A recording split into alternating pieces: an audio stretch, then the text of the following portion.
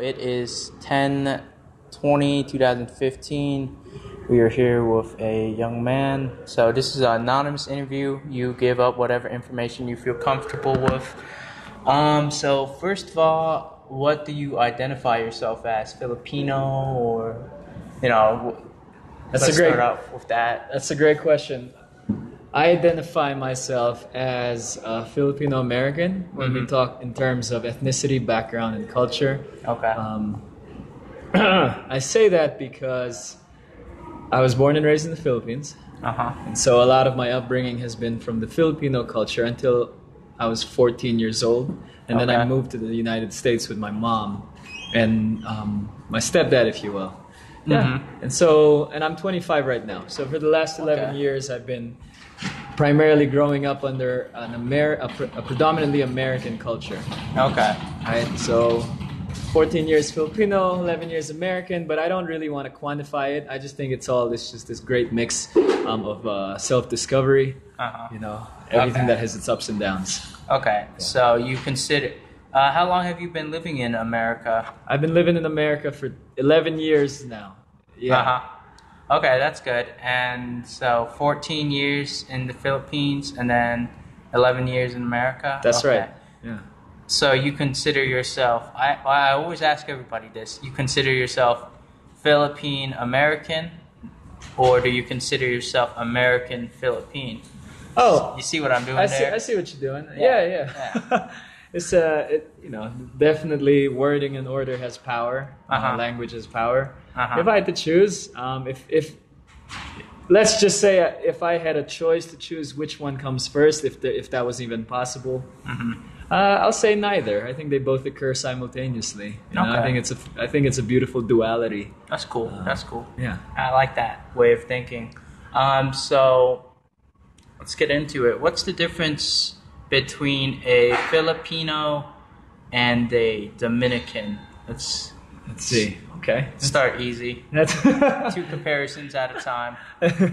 Let's start easy. I wonder if that is easy. Let's see. Let's start with obvious differences. The difference between a Filipino and a Dominican, in my opinion, would be that Filipinos trace their lineage from the country of the Philippines. And Filipino? Opo. Filipino ko eh. Ay, ikaw rin po? Here, pause the interview. Oh, yeah, you guys should talk. I'll pause it. Sorry about that. All right, that's cool. So we're back to the question? Yeah, the difference between Filipino and Dominican, you said that it traces back to ... Gotcha. So the difference between both, let's start with the obvious differences in which the land from which these people reside, which is obviously the Dominican Republic and the Philippines, those 2 places where the people from that line come from. Okay, and how far is the Dominican Republic from the Philippines? Oh man, South America to Southeast Asia. So we're talking about drastically thousands of miles. Yes. And why do you think Americans mix them together? Let's see. I think Americans can mix up Filipinos and Dominicans together because of the I'll say many Americans know somewhat of the history of the Philippines. Many Americans don't. For those who don't, they may confuse the Philippines with the Dominican Republic because of our names, since we were colonized by Spain for more than 300 years. Okay. Many of our names have been changed to Spanish.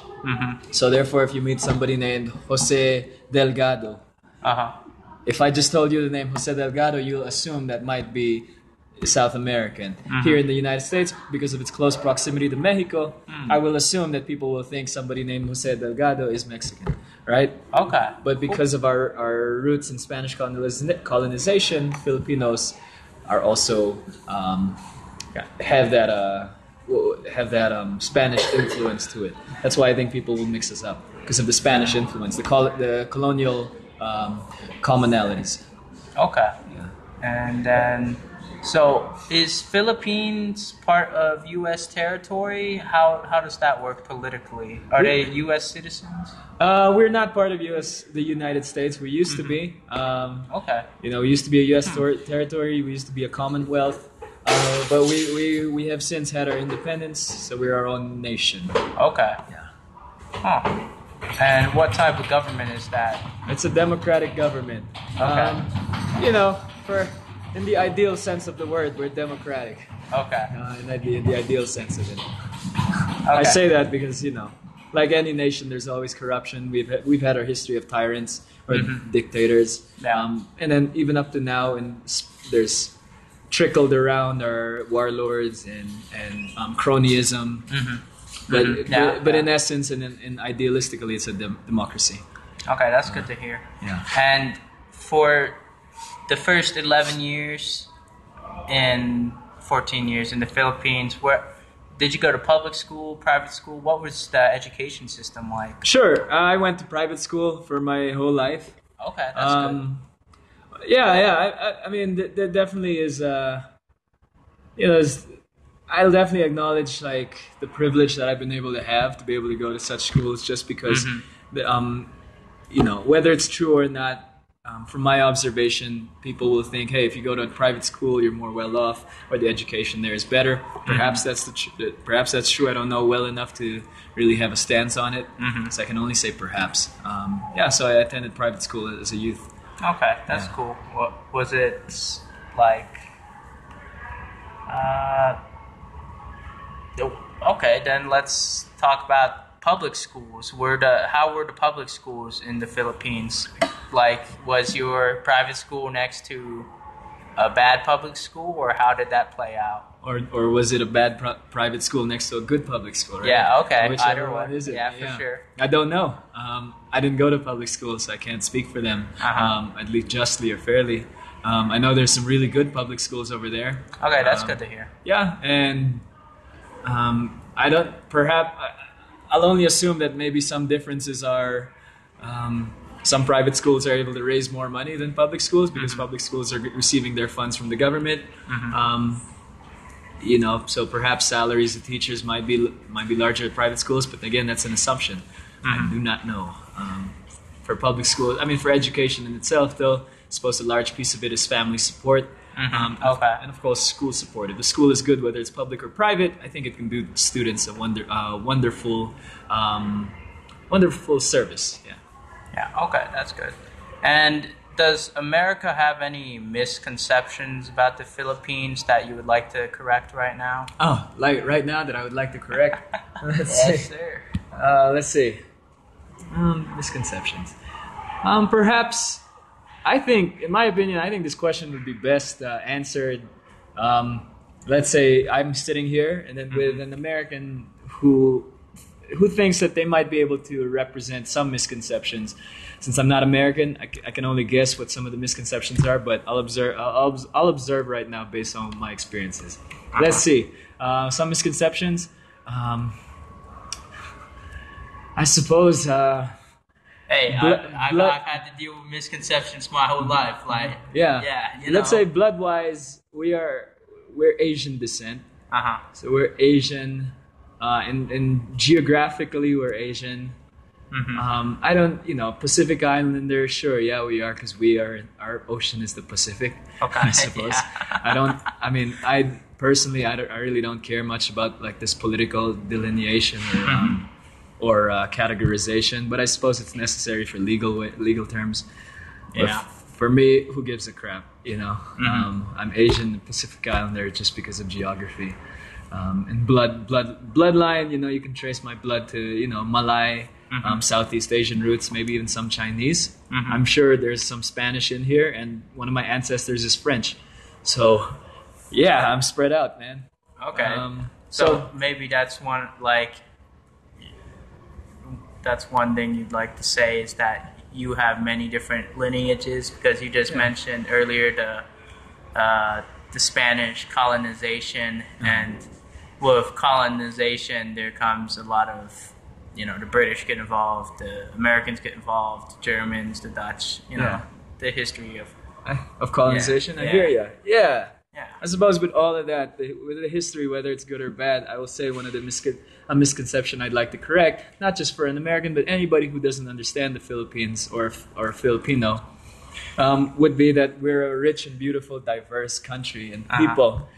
We trace our roots either to our Southeast Asian relatives and neighbors, to our own origins, which are very mysterious to me.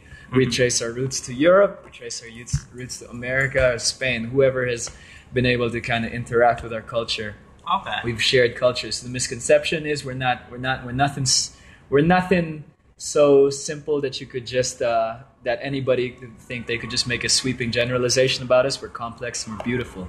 That's, I think, is the main misconception I'd like to correct. Another misconception is the fact that yes, our skin is colorful.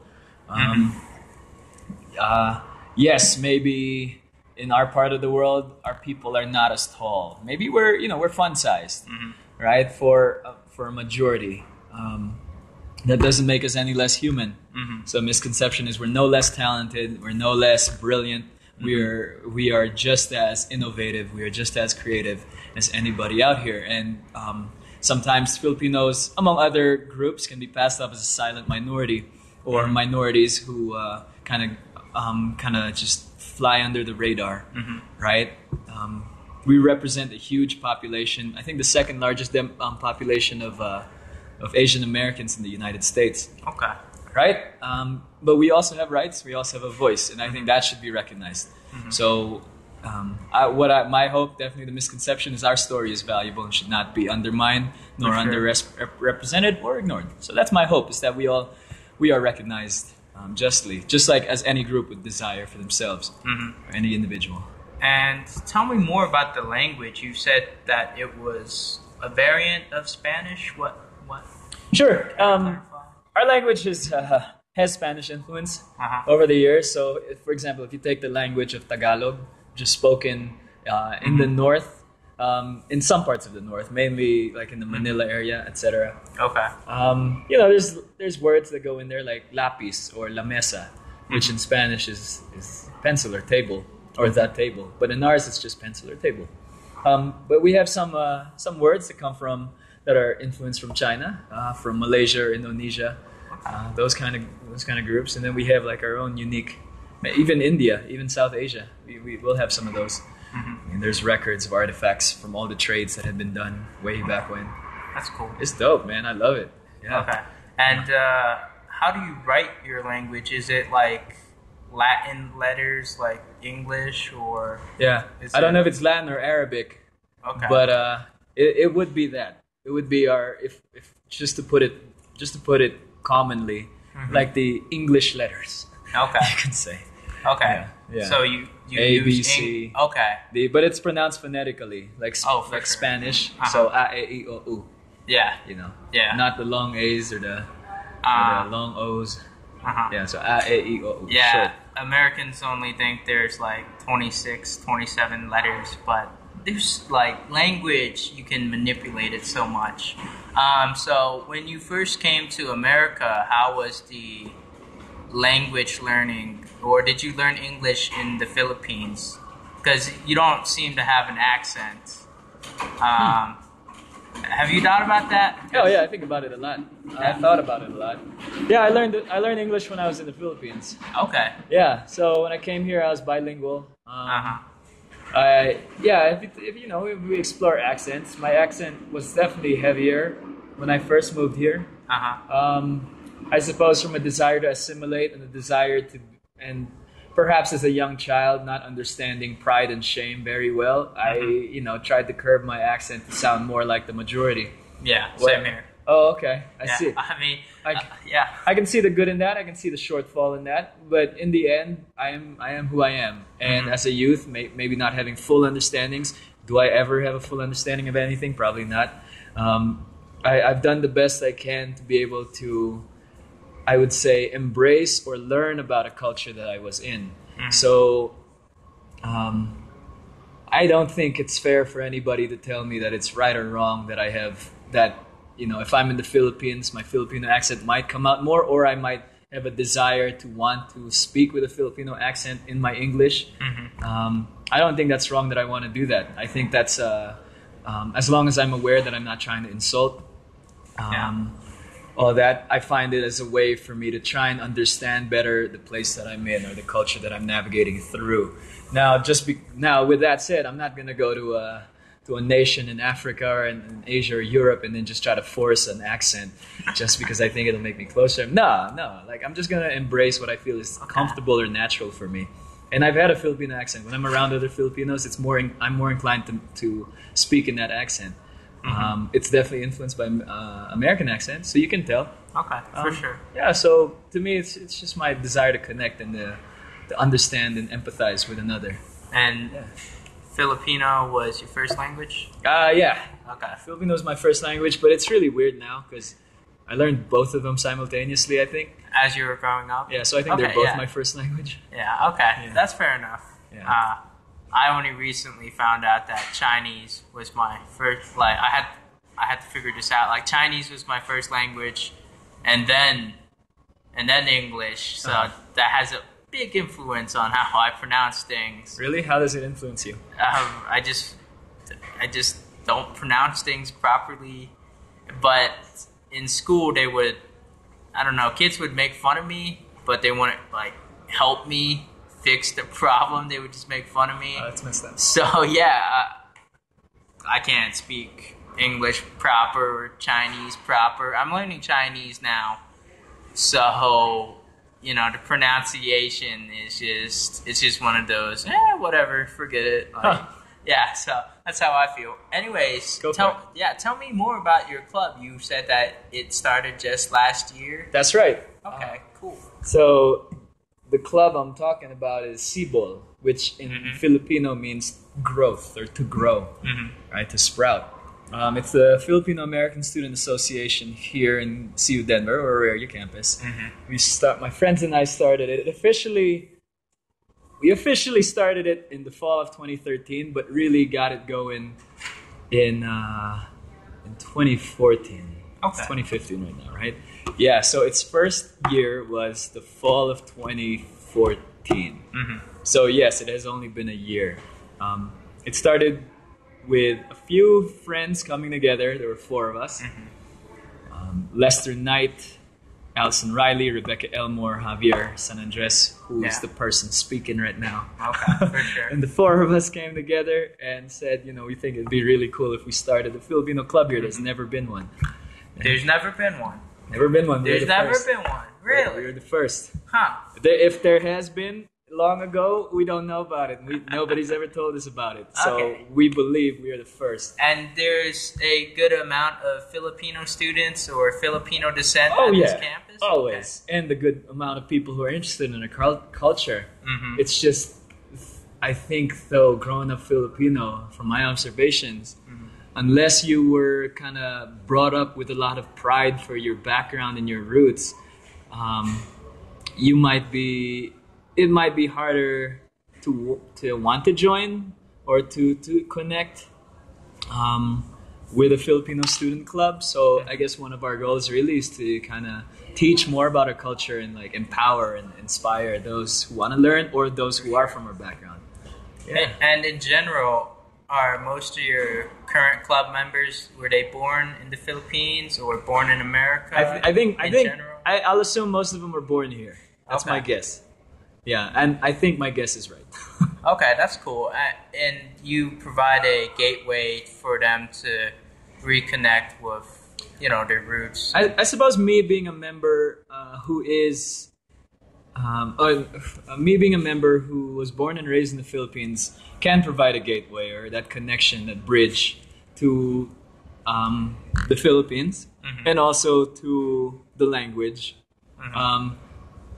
And whether there's, I think the club in itself is just a gateway to the culture, whether the people who are leading it or sharing with each other are from here, were born here or born there, or a mix of both. I think it's still a benefit. Okay. Yeah, I think it really helps because, let's say, the American Filipinos born in America, maybe they don't speak the language and they're stuck between identities. So coming to your club, brings them back, makes them feel at home? You know what? That's a great aspiration of ours, is to kind of find that golden mean, that that idealized perfect middle ground where somebody feels confident about their unique identity. Whether if they're half and half or a third and a fourth, in the end it doesn't matter. You are still what you identify as. You're still who you've always been, and the blood that you've always had flowing in your body, right? And then maybe you're not from either, but you're super interested. Like then in spirit, I don't even want to say in spirit. Then in essence you are, right? Because you have that willingness to learn, and there's aspects, values, traditions, or practices in that culture, or ways of thinking in that culture that you just identify with and you love, and so therefore you are. I believe it can be as simple as that. It can be as simple and complex as that. You don't sound xenophobic. So tell me again what that means. Xenophobic means afraid of outsiders. It sounds like you say, "Hey, welcome! Like, come in, learn about our culture, like our culture, your culture." Yeah. And so, 2 more questions. Go for it, man. What do you talk about in your clubs? Like, are there any specific? Let's see. Let's see. Now that we've passed it on to our second generation of officers, Yeah, they're wonderful. And our second generation of members. I mean, they're all members. They're all leaders. Every single one of them. Let's see. What do they talk about? What do we talk about? What keeps us together? We explore our culture. Yeah. So Okay. we talk about our identity, tackle questions such as what does it mean to be Filipino or Filipino American, and what has it meant to you in your life. These are really important questions to be able to start, like, understanding the building blocks of our identity. Okay. Right? So a lot of it has to do with identity. And then, of course, education, just sharing about the culture, the things that we do make us who we are. And then have fun, man. Just like good conversation, chilling, hang out on the weekends when we can. For sure. Food. Okay, food. outside of campus, hanging out, chilling. Oh yeah, you Yeah, gotta have the social glue, man. You gotta get to know each other Yeah. outside of like a formal or like deep forum. We can be deep all the time. I love being deep, Yeah. but at the same time, we also gotta chill and kick back, All right, and get to know those other quirky sides of ourselves. For sure. Yeah, man. I mean, that's how we appreciate each other, right? We gotta understand each other. That's great. Yeah, man. And my last question, you said that you were moving away? Yeah. Where are you going? Like, why? Like, tell me more to wrap this up. I'll do it, man. Open book right here. Thanks. Good questions, by the way. I appreciate Yeah, it. for sure. I am moving back to the Philippines on November 26, 2015. I am moving back for a while. I never say anything is forever, nor is it permanent. Yeah, for sure. Even when I am dead, I will live on through my works. Oh yeah. For sure. So, and we will as well. So I'm moving back because I have family over there. My dad and my stepmom, and I have a baby brother who's 3. His name is Wamo, and another baby brother who is along the way, coming along.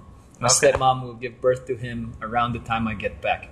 It's good to have strong family ties. Yeah. I always say it's better to own one house than to mortgage 2 of them. You know what I'm saying? Like how Americans I need to move out when I'm 18 and rent an apartment and abandon my parents to pay their mortgage. Like, that's not a good idea, I would say maybe some people do that. You have a point. Some people could do that.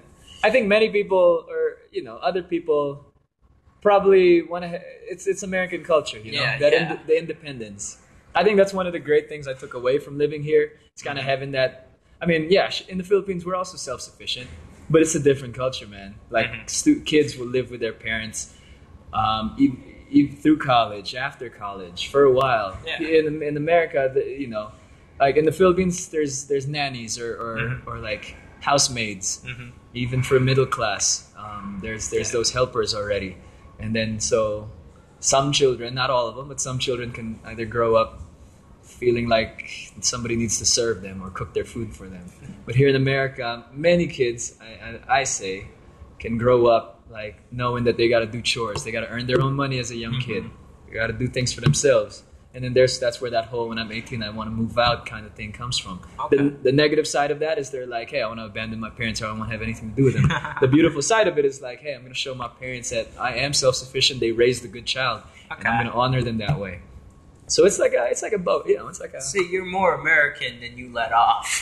You understand the culture very well. I mean, I would hope so. You know? Yeah. So as with your education and your intellect, when you return, do you want to make some changes? Like, what do you want to do? Let's see. It's gonna be tough, man. I would love to make some changes. I've always been passionate to kind of, in a way, follow in my dad's footsteps to like make the situation there in regards to like the political climate, the social climate, better. That could be alleviating corruption and poverty. I want to follow in his footsteps in that way. Okay, and my mom's as well to fight injustice. Okay. So that's the kind of change. In terms of my intellect, my education, I'm in for let's just say an interesting long haul because there's a lot of talented, educated folk in the Philippines, and the key then would be not to necessarily compete with these brilliant minds that live over there and that know that culture probably even better than I do, but to kind of find a way to collaborate with them, you know, find those who share my vision and find those who I can share with theirs, and then we can kick some ass together. Okay. In a good way. Okay. I'm just brainstorming here, but maybe universities or like public offices, you know, something you could really help with. That's interesting. I think you're a smart man. What did you graduate with? I graduated with a degree in creative writing. Same here. Oh, you did? Not yet. Oh, so you're going for it? Yeah, creative writing. Okay. So what's up, man? So stories, fiction, poetry, nonfiction. Yeah, nonfiction, fiction, factual fiction. That's what's up. You know, share me your works. I can't. Hey, you're English major too. I am English major, man. Okay, yeah. Own it. It's a great degree. Awesome. All right, that was a great interview. Thank you, Alan, for this opportunity. Yeah, for sure. Thanks, man.